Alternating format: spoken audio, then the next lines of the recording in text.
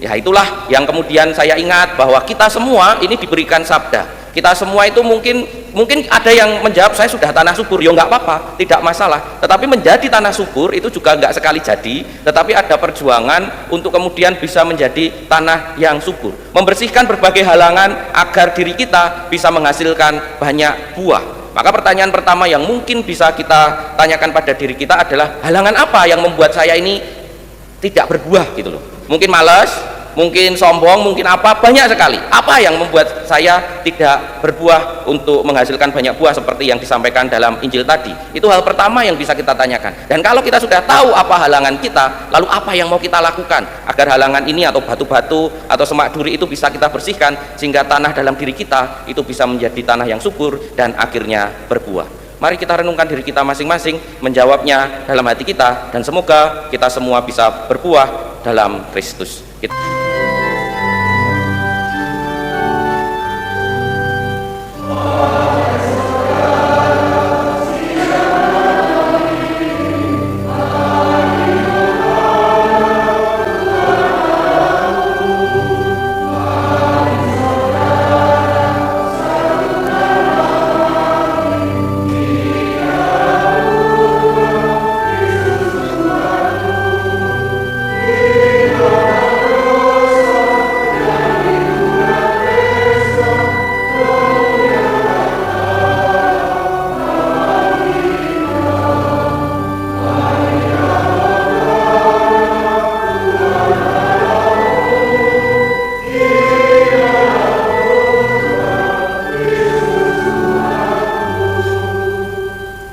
Dalam nama Bapa dan Putra dan Roh Kudus. Tuhan bersamamu. Pak Romo, Bruder, Suster, Bapak Ibu dan saudara-saudari yang terkasih dalam Tuhan, selamat pagi dan berkah dalam. Pagi hari ini kita berkumpul merayakan Ekaristi pada peringatan wajib Santo Timotius dan Titus Uskup. Timotius dan Titus adalah para murid Paulus. Timotius ditarik Paulus dalam perjalanan misionernya yang pertama dan menjadi pengawal dan pembantunya yang setia. Konon ia menjadi uskup di Efesus dan 2 surat Paulus ditujukan kepadanya. Titus berkali-kali disebut dalam Kisah Para Rasul, dan dalam surat-surat Paulus berkali-kali pula disebut sebagai pembantu yang setia. Ia menjadi murid Paulus dan dibawa ke konsili Yerusalem, di mana ia diserai tugas-tugas yang penting. Salah satu surat Paulus ditujukan kepadanya. Konon ia ditunjuk Paulus menjadi uskup pertama di Kreta. Mari kita awali dengan hening sejenak dan mengakui dosa kita. Saya mengaku kepada Allah yang Maha Kuasa dan kepada saudara sekalian bahwa saya telah berdosa dengan pikiran dan perkataan, dengan perbuatan dan kelalaian. Saya berdosa, saya sungguh berdosa. Oleh sebab itu saya mohon kepada Santa Perawan Maria, kepada para malaikat dan orang kudus, dan kepada saudara sekalian, supaya mendoakan saya pada Allah Tuhan kita. Semoga Allah yang Maha Kuasa mengasihani kita, mengampuni dosa-dosa kita, dan menghantar kita ke hidup yang kekal. Marilah berdoa. Allah Bapa kami, Maha Pengasih dan Penyayang, Santo Timotius dan Titus Kau limpahi bekal yang mereka perlukan dalam kegiatan kerasulan. Semoga berkat doa restu mereka, kami di dunia hidup jujur dan saleh, agar kelak dapat Kau terima di tanah air surgawi. Demi Yesus Kristus Putramu, Tuhan dan pengantara kami, yang hidup dan berkuasa bersama Dikau dan Roh Kudus, Allah kini dan sepanjang segala masa. Amin. Bacaan dari kitab kedua Samuel. Waktu itu Raja Daud ingin mendirikan rumah bagi Tuhan, maka datanglah sabda Tuhan kepada Natan demikian. Pergilah, katakanlah kepada hambaku Daud, beginilah firman Tuhan, masakan engkau yang mendirikan rumah bagiku? Tidak pernah aku diam dalam rumah sejak aku menuntun orang Israel dari Mesir sampai hari ini, tetapi aku selalu mengembara dalam kemah sebagai kediaman. Selama aku mengembara bersama-sama seluruh orang Israel, pernahkah kepada salah seorang hakim orang Israel yang kuperintahkan mengembalakan umatku, aku bersabda, mengapa kamu tidak mendirikan bagiku rumah dari kayu aras? Oleh sebab itu, katakanlah begini kepada hambaku Daud. Beginilah sabda Tuhan semesta alam. Akulah yang mengambil engkau dari padang ketika engkau menggiring kambing domba. Engkau kuambil untuk kujadikan raja atas umatku Israel. Aku telah menyertai engkau di segala tempat yang kau jalani dan telah melenyapkan segala musuhmu dari hadapanmu. Aku membuat besar namamu seperti nama orang-orang besar yang ada di bumi. Aku menentukan tempat bagi umatku Israel dan menanamkannya sehingga ia dapat diam di tempat sendiri, dengan tidak ada lagi dikejutkan ataupun ditindas oleh orang-orang lalim seperti dahulu, sejak aku mengangkat hakim-hakim atas umatku Israel. Aku mengaruniakan keamanan kepadamu terhadap semua musuhmu. Juga diberitahukan Tuhan kepadamu, Tuhan akan memberikan keturunan kepadamu. Apabila umurmu sudah genap dan engkau telah mendapatkan perhentian bersama dengan nenek moyangmu, maka aku akan membangkitkan keturunanmu yang kemudian anak kandungmu, dan aku akan mengokohkan kerajaannya.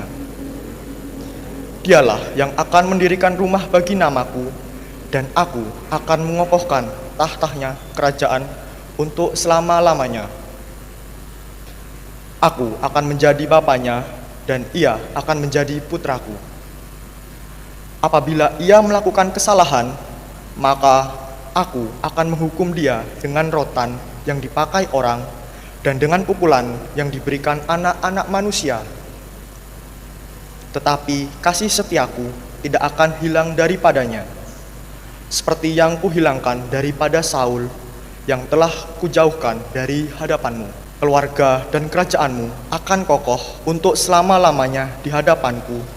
Tahtamu akan kokoh untuk selama-lamanya. Tepat seperti perkataan ini dan tepat seperti penglihatan ini, Natan berbicara kepada Daud. Demikianlah sabda Tuhan. Ceritakanlah karya-karya agung Tuhan di antara segala suku bangsa. Ceritakanlah karya-karya agung Tuhan di antara segala suku bangsa. Nyanyikanlah lagu baru bagi Tuhan. Bernyanyilah bagi Tuhan, hai seluruh bumi. Bernyanyilah bagi Tuhan, pujilah namanya. Ceritakanlah karya-karya agung Tuhan di antara segala suku bangsa. Kabarkanlah dari hari ke hari keselamatan karya Tuhan. Ceritakanlah kemuliaannya di antara para bangsa. Kisahkanlah karya-karyanya yang ajaib di antara segala suku. Ceritakanlah karya-karya agung Tuhan di antara segala suku bangsa.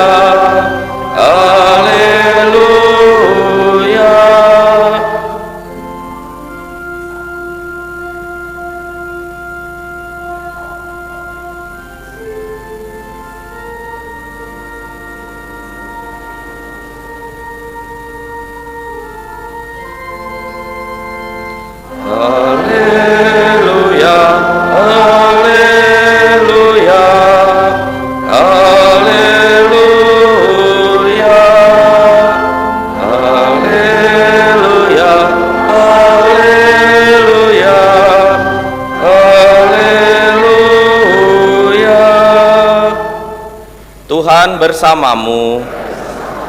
Inilah Injil suci menurut Markus. Dimuliakanlah Tuhan.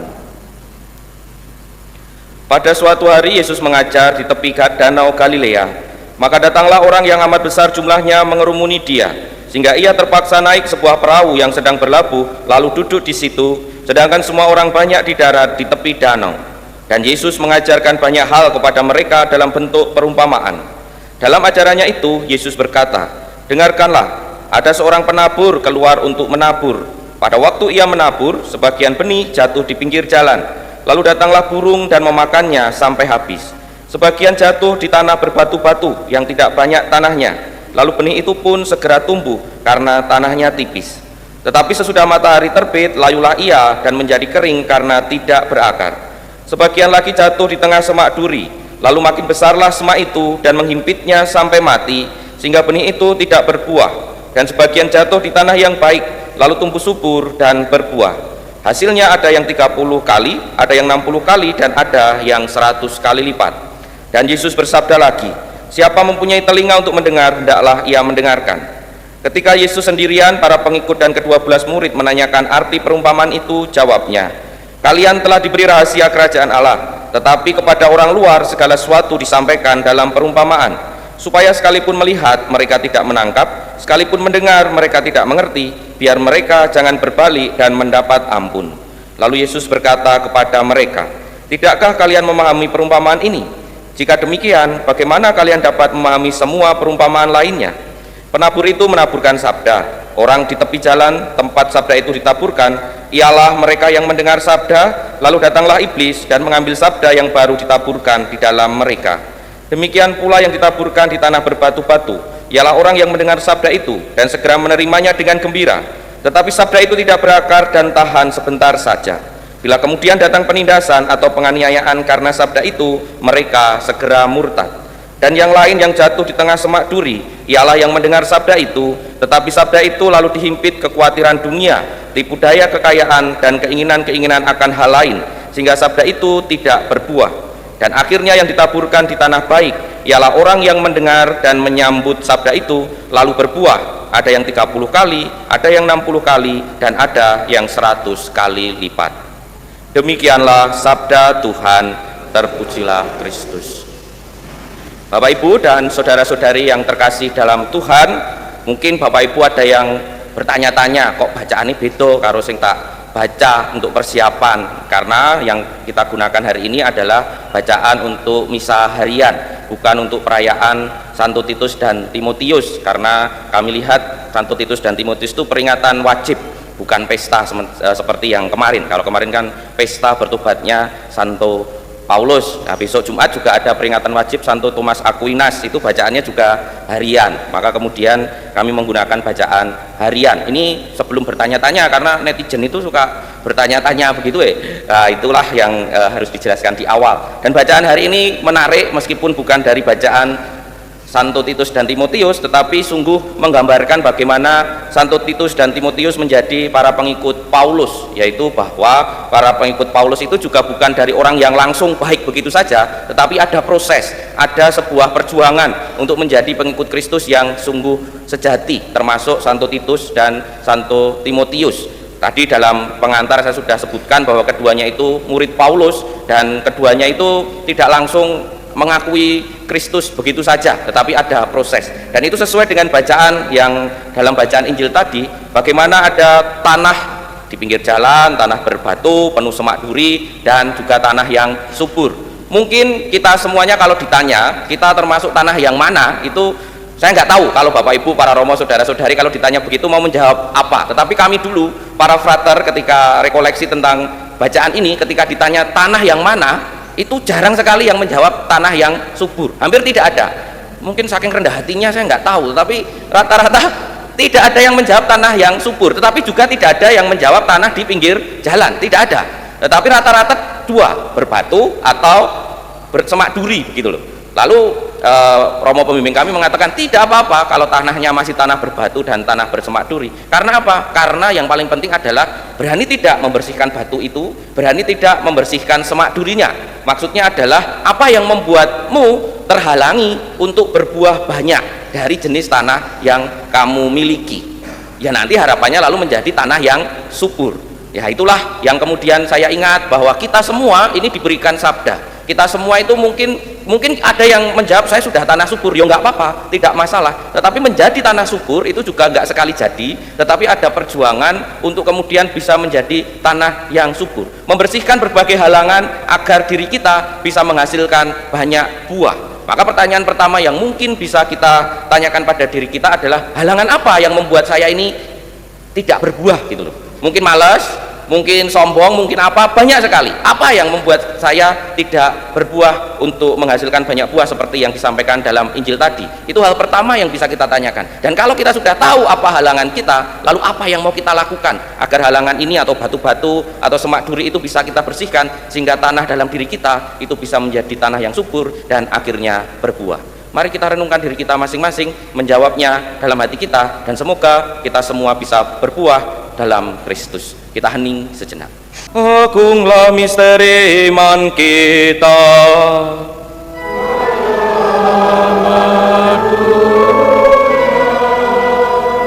Selamatkanlah kami, karena melalui salib dan kebangkitan-Mu, Engkau telah membebaskan kami.